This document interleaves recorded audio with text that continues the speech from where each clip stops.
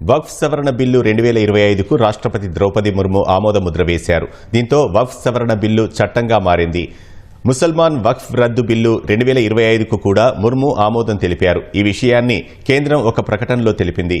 ఇటీవల వక్ఫ్ సవరణ బిల్లుకు ఉభయ సభలు ఆమోదం తెలిపాయి. బుధవారం లోక్సభలో వక్ఫ్ బిల్లుపై 13 గంటలకు పైగా చర్చ జరిగిన తర్వాత ఓటింగ్ ప్రక్రియ నిర్వహించారు. బిల్లుకు అనుకూలంగా 288 మంది, వ్యతిరేకంగా 232 మంది సభ్యులు ఓటేశారు.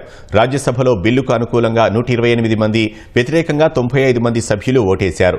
వక్ఫ్ సవరణ బిల్లు రాజ్యాంగ చెల్లుబాటు అంశాన్ని కాంగ్రెస్, ఎంఐఎం ఎంపీలు సుప్రీంకోర్టులో సవాల్ చేశారు. మరోవైపు వక్ఫ్ సవరణ చట్టానికి వ్యతిరేకంగా దేశవ్యాప్తంగా నిరసన ఉద్యమానికి నాయకత్వం వహిస్తామని ఆల్ ఇండియా ముస్లిం పర్సనల్ లా బోర్డు తెలిపింది.